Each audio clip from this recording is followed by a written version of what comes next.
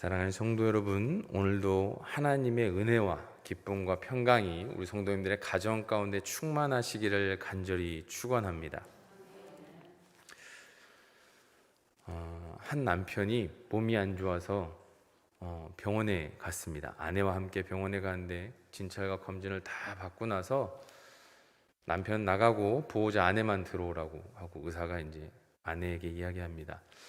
스트레스를 많이 받아서 건강이 너무 안 좋고 극도로 불안한 상태니 집안에서 일도 시키지 말고 스트레스도 주지 말고 아무것도 하지 말고 해달라는 대로 다 해주고 화도 내지 말고 일단 한동안 참아주라고 이렇게 얘기했습니다. 아내가 조용히 듣고 얼굴이 구겨진 상태에서 이제 나와서 남편에게 아무 말도 안 하고 집에 오는 길까지 아무 말도 안 하고 집에서 이렇게 설거지를 하고 있는데 남편은 궁금하잖아요. 뭐라고 얘기했는지. 그래서 남편이 조용히 아내 옆에 쑥 가서 의사가 뭐래? 그때 아내가 하는 말이 곧 죽는데. 사랑하는 성도 여러분, 가정의 달입니다. 평안한 가정을 맞이하고 계십니까? 지난주에 사마리아 여인에 대한 말씀 우리 함께 나누셨습니다. 사마리아의 수가라는 동네에 예수님께서 가셨고 그곳에 야곱의 우물에 가장 뜨거운 정오에 쉬고 계실 때 사마리아 여인을 만나셨죠. 여인에게 물을 달라 하니 여인이 어찌 유대인이 사마리아와 말을 섞습니까? 라고 얘기했더니 예수님께서 네가 내가 누구인지 알고 하나님의 선물을 주는 인 줄 알면 네가 내게 구할 것이라 했더니 이 여인이 딱 보니 뭐 바가지도 없고 물 기를 것도 없고 아무것도 없는데 어떻게 물을 길겠습니까? 당신이 야곱보다 큽니까? 우리는 이전부터 여기서 먹고 살았습니다. 마시고 살았습니다. 했더니 예수님께서 말씀하시는 게 이 물을 마시는 자마다 다시 목마르겠지만 내가 주는 물은 다시는 영원히 목마르지 아니할 것이다 라고 얘기하시죠. 여인이 듣고 그 물을 제게 주소서라고 얘기했더니 예수님께서 뭐라고 말씀하십니까? 가서 내 남편을 데려오라. 제가 남편이 없습니다. 그 말이 옳다. 너한테는 남편이 5이 있었고 또 지금 있는 남편도 내 남편이 아니다. 깜짝 놀랍니다.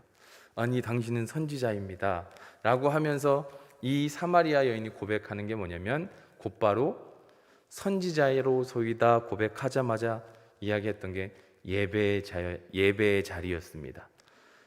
당신들이 얘기하는 예배의 자리는 예루살렘에 있다 하더이다. 근데 예수님께서 이 여인에게 하신 말씀이 너희는 예루살렘에서 이 산에서도 말고 예루살렘에서도 말고 아버지께 예배할 때가 올 것이다. 그러면서 말씀하시는 게 너희는 알지 못하는 것을 예배하고 유대인들은 제대로 아는 것을 예배하지만 참되게 예배하는 자들 하나님께서 찾으신다. 영과 진리로 예배할 때가 온다. 그게 바로 지금 이때라. 내가 온 이때라 말씀하십니다. 그러자 이 여인이 이야기합니다. 메시아고 그리스도라 하는 이가 오실 줄 내가 아노니 그가 오시면 모든 것을 우리에게 알려주실 것입니다 라고 했더니 예수님께서 내가 그다 라고 말씀하셨죠. 이 이야기를 듣고 놀라고 있는 그 가운데 이제 제자들이 마을에 먹을 걸 가지러 갔다가 다 옵니다. 오는 그 찰나에 대화가 딱 끊기고 이 여인은 바로 마을로 달려가죠. 오늘 본문의 첫 구절입니다. 이때에 제자들이 돌아와서 예수께서 여자와 말씀하시는 것을 이상히 여겼으나 무엇을 구하시나이까? 어찌하여 그와 말씀하시나이까? 묻는 자가 없더라. 당시에 노상에서 여인과 대화하는 걸 굉장히 신뢰로 또 수치스럽고 무례한 것으로 여겼습니다. 그래서 여인하고는 노상에서 얘기하지 않고 항상 가정에서 돌아가서 이야기를 나눴고 길게 이야기하지 않았습니다. 하물며 랍비들은 뭐라고 했냐면 여인에게 율법을 가르치느니 차라리 율법을 불태우는 게 낫다라고 이야기할 정도로 여인과의 나누는 그 대화의 시간들이나 그 모든 것들을 굉장히 좋게 여기지 않았습니다. 하물며 여인에게도 그런데 천대받는 사마리아 그리고 그 여인과 이야기하고 있는 모습을 본 제자들은 이상하게 당연히 여기지 않겠습니까? 그럼에도 불구하고 아무도 예수님께 반문은 하지 않았습니다. 이상히 여겼지만 반문은 하지 않았습니다. 하나님의 뜻이 있겠지, 하나님의 계획하심이 있으시겠지 하고 넘어갔습니다. 그래서 참 재밌는 게 28절에 보시면 함께 봉독하시겠습니다. 시작. 여자가 물동이를 버려두고 동네로 들어가서 사람들에게 이르되 내가 행한 모든 일을 내게 말한 사람을 와서 보라. 이는 그리스도가 아니냐 하니 30절 보시겠습니다. 그들이 동네에서 나와 예수께로 오더라. 28절 한번 띄워주시겠습니까? 여기에 굉장히 중요한 세 가지가 나오는데요. 물동이를 버려두고, 두 번째 동네로 들어가서 사람들에게 이르되, 이게 굉장히 중요한 말씀인데요. 이 28절 말씀이 우리의 모습이, 우리의 믿음의 고백이 되어야 함을 기억하시기 바랍니다. 무슨 말이냐면 이 여인은 물동이를 가지고 가장 뜨거운 12시에 물을 길러 왔습니다. 왜요? 사람들하고 마주치고 싶지 않아서, 내 삶이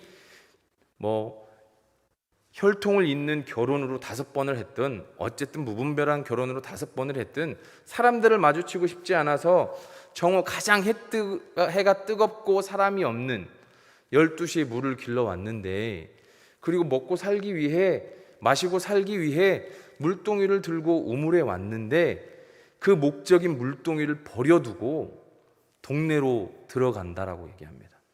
어떤 마음일까요? 어떤 마음일까요?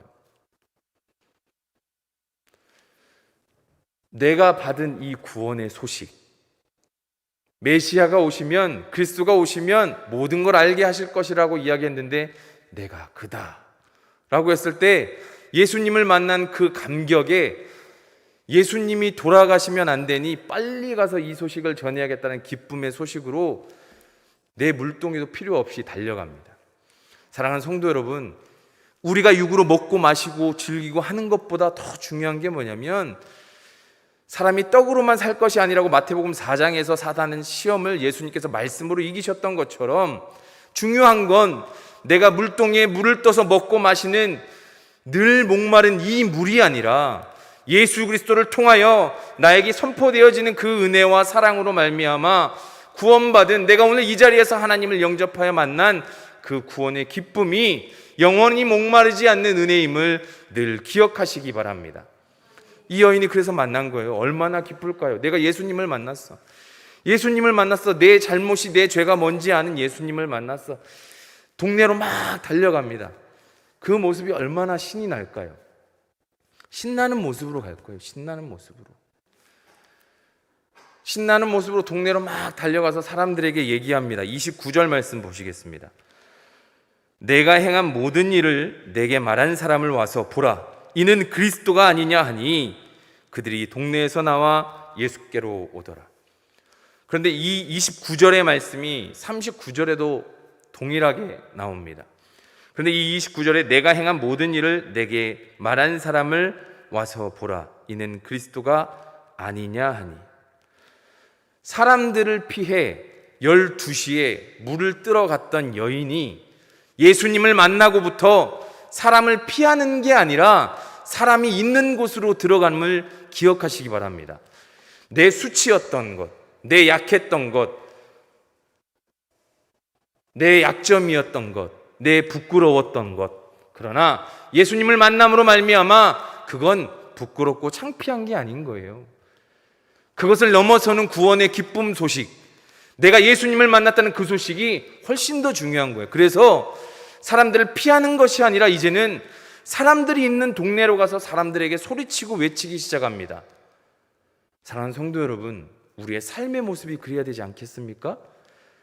내 부끄러운 걸 숨기고 피하고 내 부끄러운 행동으로 내가 나를 감추고 낮아지고 어두운 곳으로 들어가는 것이 아니라 내가 만난 예수님으로 말미암아, 내가 받은 은혜로 말미암아 빛의 길로 들어가면서 오히려 당당하고 기쁨을 가지고 하나님을 선포하며 살아계신 하나님이 나와 동행하심을 당당히 이야기하는 기쁨에 가득 차 있는 변화된 자의 삶의 모습이 우리가 되어야 되지 않겠습니까? 사랑하는 성도 여러분, 예수님을 만남으로 말미암아 지난날의 내 모습을 저버려 두고 사람을 피했던 어두운 모습이 아니라 이제는 하나님으로 말미암아 기쁨으로 가득 참으로 말미암아 설레임을 안고 구원의 기쁨 소식을 가지고 달려나가는 이 사마리아 여인의 모습이 오늘 이곳에 있는 저와 우리 성도님들의 삶이 되시기를 간절히 축원합니다. 이 말씀을 통해 중요한 게 뭐냐면 영적 체험의 신앙인 거예요. 이 영적 체험의 신앙이 뭐냐면 인격적으로 하나님을 만나는 거예요. 이 영적 체험의 신앙을 오해하시는 분들이 있어요. 저희 어머님이 기도원을 하셔서 부흥회를 굉장히 많이 했습니다. 그래서 보면 굉장히 훌륭하신 부흥사분들도 계시지만 가끔 안타까운 부흥사분들도 계세요. 기도는 열심히 하시지만 말씀에서 조금 아쉽고, 환상은 보신다고 하는데 사생활이 걱정이 되고, 뭐 말씀 선포하시는 부분도 그렇지만 기도가 아쉬울 때도 있고, 이런 분들이 계시는데, 제가 제일 마음 아픈 건 항상 이렇게 헌금을 가지고 이렇게 기도하시고 가만히 계시다가 아무개 권사님, 그럼 이제 권사님 네 이렇게 하시면 다리가 저리신가요? 네. 그 권사님 연세가 80세신데 80세 권사님들은 다들 다리가 저리세요. 네. 그런 건 영적 체험이 아니에요. 진정한 하나님의 영적 체험은 문제를 바꾸는 게 아니라 삶을 송두리째 변화시킨다는 것을 기억하시고 믿으시기 바랍니다. 우리의 문제가 아니라 그 문제를 헤쳐나갈 수 있는 담대함과 믿음과 또 하나님이 주시는 그 은혜로 말미암아 내 삶의 내 모습을 송두리째 바꾸시는 게 바로 진정한 영적 체험이며, 그 하나님 앞에 사랑합니다 하나님, 나는 죄인입니다, 주님의 뜻대로 하옵소서 고백하는 것이 진정한 영적 체험임을 기억하시고 이 영적 체험을 사모하며 나아가는 저와 성도님들이 되시기 바랍니다. 우리는 지금 어디에 있습니까? 어두운 삶에서 나오셨습니까? 아니면 아직 그대로 계십니까? 우리는 어두운 방황의 삶에서 나와야 합니다. 그리고 우리의 빛이 되시는 예수 그리스도께 나아가야 합니다. 와서 보라 했을 때 사람들이 동네에서 나와서 예수님께 갔던 것처럼, 사랑하는 성도 여러분, 어두운 곳이 가정입니까? 일터입니까? 또 우리 청년들은 학업일 수 있습니다. 빛이 되신 예수님 앞에 나오셔서 기도하심으로 말미암아 그 어둠을 물리치시기를 간절히 축원합니다. 31절의 말씀에 그 사이에 제자들이 청하여 이르되 랍비여 잡수소서. 이제 사마리아 여인은 동네에 가서 예수님을 전하고 있습니다. 그때 예수님과 제자들이 나누는 대화입니다. 32절부터 34절까지 한 목소리로 봉독하시겠습니다. 이르시되 내게는 너희가 알지 못하는 먹을 양식이 있느니라. 제자들이 서로 말하되 누가 잡수실 것을 갖다 드렸는가 하니 예수께서 이르시되 나의 양식은 나를 보내신 이의 뜻을 행하며 그의 일을 온전히 이루는 이것이니라. 아멘. 이르시되 내게는 너희가 알지 못하는 먹을 양식이 있느니라. 예수님께서는 괜찮다라고 말씀하시는 거예요. 왜 이렇게 말씀하실까요? 잠잠히 묵상해 보면 예수님이 행복하시지 않을까요? 소외당하고 천대받는 사마리아에 여인의 한 명이 예수님을 구주로 영접하고 메시아임을 고백하고 동네에 가서 하나님의 말씀을 기쁨으로 선포하는 그 모습을 보면서 예수님은 드시지 않아도 배가 부르신 거예요. 너무 행복하신 거예요. 저 여인이 진실로 나를 만나고 돌아가서 하나님의 나라를 선포하는 모습을 보면서 너무 기쁘신 거예요. 그래서 예수님께서 말씀하셨더니 아직 성령을 받기 전이어서 그런지 우리의 제자들은 누가 잡수실 것을 갖다 드렸나 보다라고 이야기합니다. 이렇게 아직도 제자들은 예수님이 하시는 말씀이 무슨 말씀인지 깨닫지 못하는 거예요. 영으로 하시는 그 말씀을 깨닫지 못하는 제자들에게 34절에 말씀하십니다. 같이 봉독하시겠습니다. 시작. 예수께서 이르시되 나의 양식은 나를 보내신 이의 뜻을 행하며 그의 일을 온전히 이루는 이것이니라. 이 34절의 말씀이 사실은 제 모니터에 이렇게 붙어 있습니다. 그래서 잊지 말자. 하나님이 보내신 하나님의 종으로 마땅히 무슨 일을 해야 하며 내가 무엇을 보고 어떻게 가야 할지 잊지 말자 해서 이 말씀을 붙여놓고 지금 계속 나아가고 있는데요, 하나님 앞에 예수님이 이 말씀을 하셨습니다. 나를 보내신 이의 뜻을 행하며 그의 일을 온전히 이루는 이것이니라. 하나님의 뜻을 행하는 것. 바울은 에베소서 5장 15절에서 17절까지 이렇게 얘기합니다. 한번 보시겠습니다. 같이 봉독하시겠습니다. 그런즉 너희가 어떻게 행할지를 자세히 주의하여 지혜 없는 자같이 하지 말고 오직 지혜 있는 자같이 하여 세월을 아끼라. 때가 악하니라. 그러므로 어리석은 자가 되지 말고 오직 주의 뜻이 무엇인가 이해하라. 고민하라는 거예요. 주님의 뜻이 무엇인가, 내가 행할 때 주님의 뜻이 무엇인가 고민하라는 거예요. 제자들에게도 동일하게 말씀하십니다. 나의 양식은 이 세상에 있는 먹고 마시는 것이 아니라 오늘 하루 내가 하나님 앞에 진정 하나님의 뜻이 무엇인가 고민하는 것이 진정 나를 보내신 이의 뜻이며 그게 내 양식이라는 거예요. 내 목마르지 않고 굶주리지 않는 양식이라는 거예요.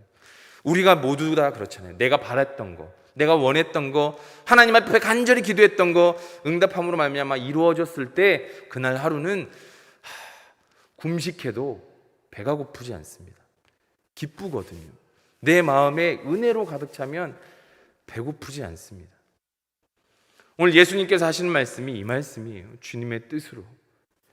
제자들에게도 말씀하시는 거예요. 너희들이 봐야 될 것은 주님의 뜻이라는 거예요. 하나님의 뜻을 알고 그 뜻에 순종함으로 말미암아 그 뜻이 하나님의 사명임을 우리가 알 때 그 사명이 우리의 삶 가운데 이루어졌을 때 오는 그 기쁨과 감사함은 이루 말할 수 없다라는 거예요. 우리가 지난 나눔을 36일간 했습니다. 담임 목사님과 이것을 계획하면서 기획했던 건 성령 강림 주일 맞이해서 초대교회가 성령을 힘입어 그동안에 자기들이 소유했던 모든 것을 팔아서 함께 쓰고 나누었을 때 그때 오는 그 기쁨, 그들의 고백, 그걸 통해서 얼마나 은혜가 될까. 나누고 나서 제 개인적으로는 그 청소년 쉼터에서 온 메시지가 저한테는 또 다른 예수님의 메시지였습니다. 전혀 생각하지 않았고 기대하지 않았는데 그분들의 감사함의 표현이, 그리고 그 영상에 나타난 우리 교회의 사진이 왜 좋았냐면 그 교회 사진을 보내주지 않았습니다. 보내준 적도 없습니다. 그 영상을 만들기 위해 우리 효자동 교회를 검색을 하고 효자동 교회 사진을 찾아가고 그런 모습 가운데 몰랐던 분들이 우리 효자동 교회를 통해 그 표어 예수님의 모습을 보여주는 교회, 그게 우리에게 은혜 아니겠습니까? 우리는 분명 그 가방에 교회 이름도 새기지 않았습니다. 왜요? 하나님이 하시니까요. 그런데 하나님께서 일하시니 그들이 직접 하나님을 찾고 교회를 찾고 감사의 고백을 하는 모습이 우리에게는 살아있는 또 다른 복음임을 늘 기억하시기 바랍니다. 우리의 삶에 이런 은혜의 영향력이 넘쳐야 되지 않겠습니까? 말씀의 은혜의 활력이 넘쳐야 되지 않겠습니까? 사랑하는 성도 여러분, 하나님께서 우리를 그렇게 거두는 자로 부르셨음을 기억하시기 바랍니다. 이제 제자들에게 말씀하십니다. 35절부터 38절의 말씀입니다. 같이 봉독하시겠습니다. 너희는 넉 달이 지나야 추수할 때가 이르겠다 하지 아니하느냐? 그러나 나는 너희에게 이르노니 너희 눈을 들어 밭을 보라. 희어져 추수하게 되었도다. 거두는 자가 이미 삭도 받고 영생에 이르는 열매를 모으나니 이는 뿌리는 자와 거두는 자가 함께 즐거워하게 하려 함이라. 그런즉 한 사람이 심고 다른 사람이 거둔다 하는 말이 옳도다. 내가 너희로 노력하지 아니하는 것을 거두러 보내었노니 다른 사람들은 노력하였고 너희는 그들이 노력한 것에 참여하였느니라. 아멘. 당시 사마리아 지역의 추수는 6월절이 지나고 대략 한 4월쯤 됩니다. 그런데 예수님께서 넉 달이 지나야 추수할 때가 될 것이라고 말씀하시는 거 보니 대략 한 12월 중순 정도 되는 것 같습니다. 이때 예수님께서 말씀하시기를 뿌리는 자와 거두는 자 함께 즐거워하게 하려 함이라 말씀하십니다. 그런데 신기한 게 거두는 자가 이미 삭도 받고 영생에 이른 열매를 모으나니 이는 뿌리는 자와 거두는 자가 함께 즐거워하게 하려 함이라. 뿌리는 자와 거두는 자, 이 말씀을요 바울은 잘 곱씹고 곱씹어서 쉽게 변경해서 갈라디아서 6장 6절부터 이렇게 말씀합니다. 같이 보시겠습니다. 시작. 가르침을 받는 자와 말씀을 가르치는 자와 모든 좋은 것을 함께 하라.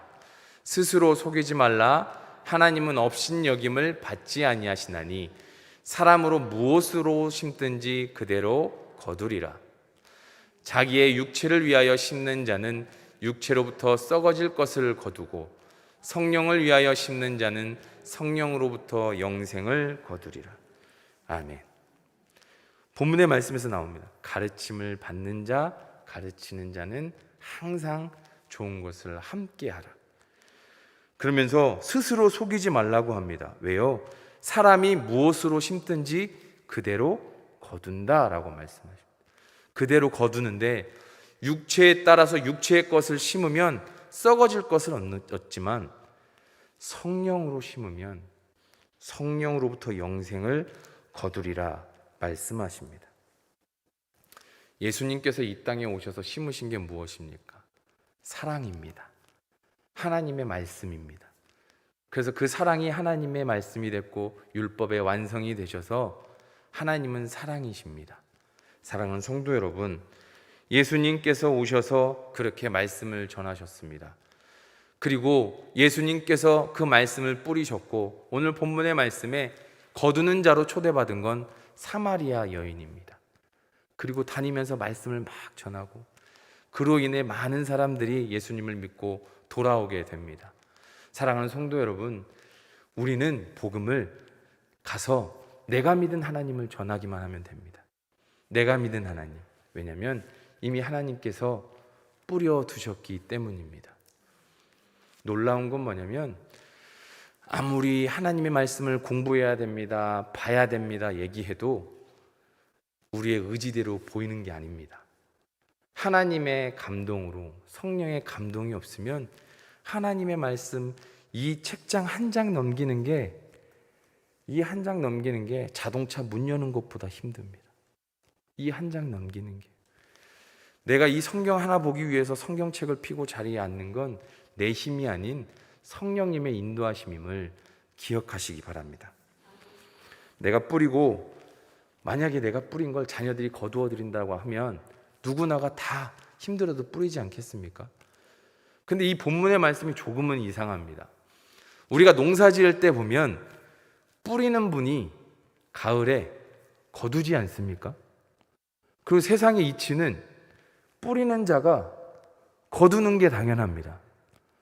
만약에 내가 뿌렸는데 남이 거둘 것 같으면 그래도 뿌리시겠습니까? 안 뿌리지 않을까요? 내가 뿌렸는데 그나마 내 자녀가 거둬들인다고 하면 뿌리겠지만 내가 뿌렸는데 남이 거둔다고 하면 안 뿌릴 것 같습니다.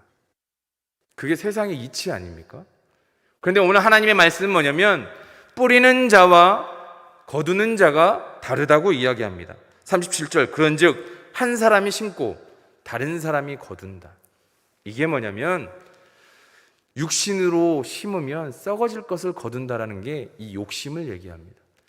영으로 심고 영으로 영생의 열매를 얻는다는 건 뭐냐면 영적인 것을 얘기합니다.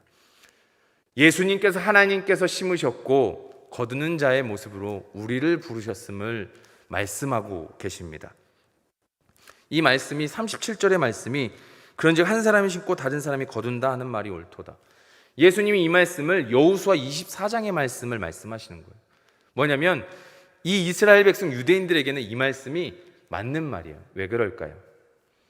이들은 하나님이 약속하신 가나안 땅에 들어갔을 때 이미 하나님께서 준비하셨잖아요. 그 가나안 땅에 갔을 때 이들이 준비한 땅이 아니에요. 하나님께서 준비하신 땅이에요. 이들이 지은 성이 아니라 이미 지어진 성을 차지했어요. 이들이 장롱하지 않은 열린 포도의 열매를 이들이 받아 먹었어요. 감람나무의 소출도 이들이 하지 않았어요. 들어갔더니 하나님께서 그냥 다 주셨어요. 이게 하나님의 은혜라는 거예요. 뿌리는 자는 나다, 거두는 자는 니들이 되기를 간절히 소망한다. 하나님께서 오늘 이 자리에 있는 저와 우리 성도님들에게 말씀하고 있으심을 기억하시며 믿으시기 바랍니다. 나아가셔서 하나님을 당당하게 선포하시기 바랍니다. 그런데 우리에게 중요한 게 뭡니까? 내가 진짜 정말 진정 삶으로 하나님을 만나셨는가?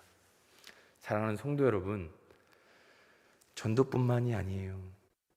저와 우리 성도님들이 살아가신 삶 가운데 하나님은 이미 앞으로의 수년, 우리가 내다보지 않는 수일까지도 이미 뿌리셨고 우리의 인생을, 우리의 삶을, 우리의 자녀를 계획하셨고 예비하셨고 뿌려두셨음을 기억하시기 바랍니다.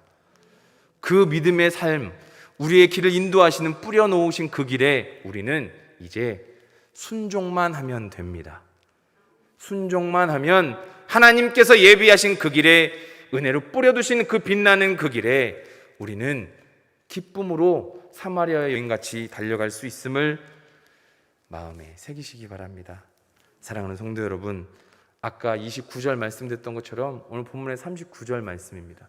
여인이 행한 모든 것을 얘기하는데 내가 얘기한 게 아니라 그가 내게 말했다라고 39절에 얘기합니다. 근데 보세요, 우리가 전도를 하고 예수님을 전할 때 예수님은 나의 모든 것을 다 하셔라고 하면 듣는 사람이 예수님 대단하시구나 하는 사람이 있겠습니까? 절대 없습니다. 우리가 부흥회를 가더라도 예전에 부흥회를 이렇게 보면 간증 시간이 꼭 빠지지 않습니다. 근데 그 간증이 은혜로운 이유는 예수님을 만나기 전에 내 삶은 이랬고 어려웠고 어두웠고 힘들었고 방탕했고, 그런데 내가 주님을 만남으로 말미암아 내가 하나님 앞에 죄인임을 고백하고 내 삶이 이렇게 변했고 나를 인도하셨고 나에게 사랑한다 감동을 주시고 내가 너와 함께 하겠다 말씀하셨습니다. 그래서 나는 이제 새 사람 되어 늘 기쁨 가운데 충만함으로 나아갑니다 했을 때 앉아있는 우리 모든 회중은 할렐루야라고 외칩니다. 이게 은혜 아니겠습니까? 사마리아 여인은 자기가 비탄받을 수도 있고 손가락질 받을 수도 있지만 예수 그리스도를 나타내기 위해 자기에게 있던 모든 것들을 그 사람들에게 얘기합니다. 왜요? 그래야 내가 이랬는데 죽을 수밖에 없는, 비탄받을 수밖에 없는 나이지만 예수님으로 말미암아 내가 그분을 만났다. 사람들도 알지 않겠습니까? 피해서 도망 다녔던 그 여인이 이제 와서 이렇게 당당하게 하나님을 선포하는 거 보면 뭐가 있긴 있는 모양이구나. 그래서 이 여인을 통해 39절의 말씀입니다. 그 동네 중에 많은 사마리아인이 예수를 믿는지라. 그 여인의 나약함, 비판받을 수 있는 그 모습, 그 모든 것들을 다 얘기하고 예수님으로 인해 자기가 예수님을 만남으로 말미암아 변화된 자기의 마음과 생각을 고백했을 때 많은 사람들이 예수님을 믿었다라고 이야기합니다. 그리고 나서 40절의 말씀입니다. 사마리아인들이 예수께 와서 자기들과 함께 유하시기를 청하니 거기서 이틀을 유하심에 예수의 말씀으로 말미암아 믿는 자가 더욱 많아. 예수님 앞에 청하는 거예요. 우리와 같이 계셨으면 좋겠다고. 그래서 이틀이나 예수님께서 이 사마리아인들과 이틀이나 계십니다. 그러면서 말씀을 선포하시는 거예요. 말씀을, 하나님의 살아있는 말씀을. 근데 말씀을 들으려고 하는 자들의 눈은 어떻습니까? 반짝반짝반짝 빛납니다. 공부를 하려고 하는 사람들의 눈은 반짝반짝반짝 빛납니다. 제가 공부를 열심히 해보진 않았지만 공부를 안 하려고는 해봐서 압니다. 공부를 안 하려고 한 사람들은 공부하려고 앉으면 눈에 졸음이 오기 시작합니다. 책 보면 졸음이 그렇게 자라요. 공부 못하는 사람, 공부 잘하는 사람들은 앉으면 눈이 반짝반짝반짝 빛납니다. 오늘 이들이 예수님을 청하고 들으려고 눈이 반짝반짝반짝 빛나는데 예수님이 선포하신 그 말씀을 듣고 많은 사람들이 예수님을 더 많이 믿게 됐는데 그 말씀은 어떻게 이들에게 적용됐을까요? 우리 히브리서 4장 말씀 보시겠습니다. 우리가 다 아는 말씀입니다. 이 말씀을 들었을 때 이 사마리아 사람들에게는 이 말씀이 이렇게 들리는 거예요. 시작. 하나님의 말씀은 살아있고 활력이 있어 좌우의 날선 어떤 검보다도 예리하여 홍과 영과 및 관절과 골수를 찔러 쪼개기까지 하며 또 마음의 생각과 뜻을 판단하나니 지으신 것이 하나도 그 앞에 나타나지 않음이 없고 우리의 결산을 받으실 이의 눈앞에 만물이 벌거벗은 것 같이 드러나느니라. 아멘. 눈이 반짝반짝반짝한 사람한테 하나님의 말씀이 들어가니 이 안에서 요동치는 거 아니겠습니까? 내 죄가 부서지고 내 나약함이 부서지고 내가 피했던 그 모든 것들이 부서지고 하나님 앞에 다시 한번 달려가고 싶은 뜨거운 마음이 생기더라는 거예요. 그래서 다시 한번 예수님을 믿고 그 앞으로 나아가기 위해 발버둥 치는 이들. 그래서 그 믿음의 고백이 41절 예수의 말씀으로 말미암아 믿는 자가 더욱 많다라고 얘기합니다. 사랑하는 성도 여러분, 코로나라고 얘기합니다. 모이기 어렵다고 얘기합니다. 우리 예수님은 우리가 모일 때만 나타나시는 것이 아니라 우리가 집에서 하나님의 말씀을 보고 기도할 때 우리 안에 계시는 줄 믿으시기 바랍니다. 그 예수님의 마음, 그 중심을 지키시기 바랍니다. 우리가 눈이 반짝반짝 빛나서 예수님을 사모하는 마음으로 가면 사마리아 여인과 같이 조용한 곳에서 말씀을 통해 만났을 때 내가 그 안에서 기쁨과 희락이 넘쳐남을 기억하시기 바랍니다. 교회 성도의 유형이 두 가지가 있다고 합니다. 크게 한 가지는 눈에 보이는 증거를 요구하는 성도, 또 한 성도는 말씀이 중심이 되어 묵묵히 그 말씀을 바라보며 지키는 성도. 증거 위주로 하는 성도들은 대가가 있고 무언가 바라는 것이 있다라는 거예요. 조건을 건다라는 거예요. 내가 믿었으니 이게 돼야지. 내가 믿었으면 돼야지 왜 안 돼? 그래 내가 믿으면 이렇게 되겠지. 믿으면 저렇게 되겠지. 증거를 요구하는 이들의 삶은 궁핍해져 갈 수밖에 없다라는 거예요. 그러나 어떤 일은 내 삶의 모든 기준이 하나님의 말씀이 되어 묵묵히 기다리면 여유가 생깁니다. 감사함이 생깁니다. 왜요? 하나님께서 일하실 거니까. 그래서 기다리다 보면 뭐가 있습니까? 설레임이 있어요. 내가 12시에 우리 아내를 만나기로 했는데 설레이지 않습니까? 대답을 해주셔야 되는데 아내를 만나는 게 별로 설레이지 않으십니까? 아내가 있어서 하는 얘기는 아닙니다. 그런 것 같습니다. 그래서 그런 것처럼 하나님이 일하실 걸 기다리면 설레인다라는 거예요. 우리의 삶이 그래야 됩니다. 결국 이 42절의 말씀에 고백이 나오는데 함께 마지막 말씀 보시겠습니다. 시작. 그 여자에게 말하되 이제 우리가 믿는 것은 내 말로 인함이 아니니 이는 우리가 친히 듣고 그가 참으로 세상의 구주신 줄 알미라 하였더라. 잠깐 띄워주세요.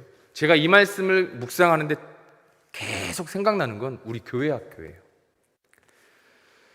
유치부 아이들이, 아동부 아이들이 전도사님 통해서 선생님들 통해서 계속 예수님은 너희를 사랑하셔, 예수님은 함께 하시고 예수님은 천지를 창조하시고 듣기만 했어요.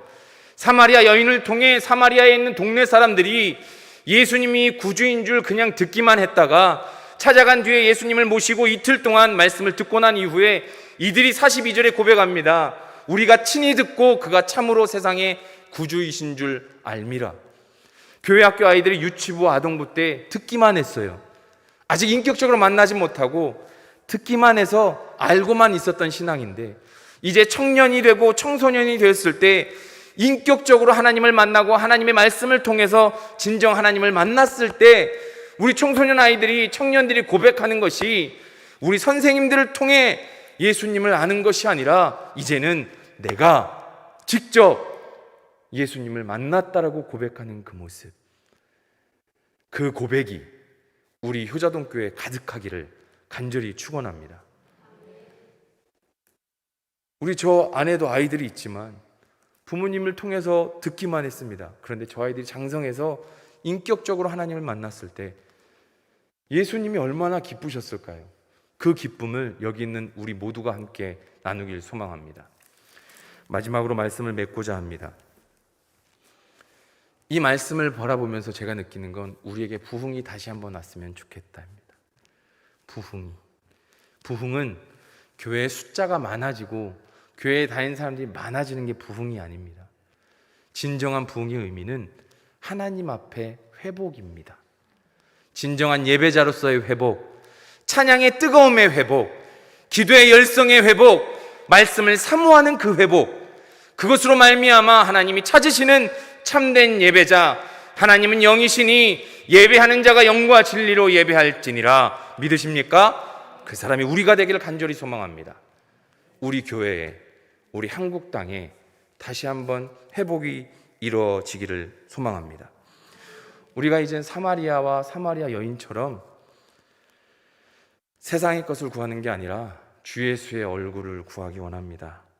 신령과 진정으로 예배하는 참된 예배의 세대가 일어나길 원하며 이제 우리는 구원과 믿음으로, 그 믿음의 확신으로 주를 위해 살고 주를 위해 죽고 또 그것이 우리의 부르심임을 고백하기 원합니다.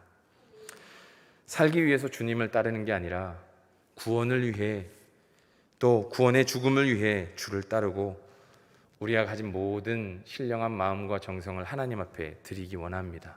그럴 때에 주가 일하십니다. 주님께서 우리에게 부흥을 허락하십니다. 이 시간에 다시 한 번이라는 찬양하실 텐데 잘 모르실 수도 있습니다. 그런데 가사를 잘 들어보시고 정말 간절히 하나님 앞에 사마리아 여인을 통해 사마리아 지역이 구원받고 나아갔던 것처럼 우리도 우리의 믿음의 마음의 회복이, 부흥이 일어나길 소망합니다.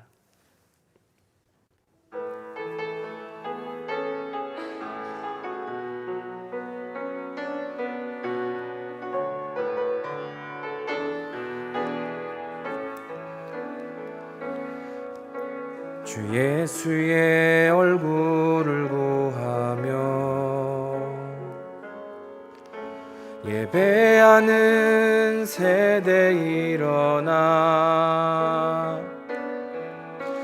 내 가진 것 모두 주를 위해 죽으니 이것이 우리의 부르심. 살기 위해 주 따르지 않고 죽기 위해 주를 따르며 내 가진 것 모두 주를 위해 드리리.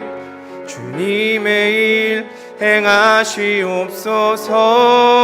하나님 우리에게 다시 한번 부흥을 주소서.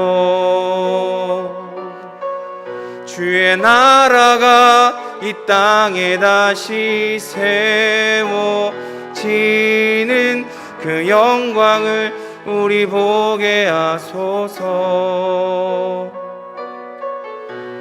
주 예수의 영광을 다시 한번 부흥을 주소서. 다시 한번 부흥을 주소서. 주의 나라가 이 땅에 다시 세워지는 그 영광을 우리 보게 하소서. 주 예수의 영광을 기도하시겠습니다.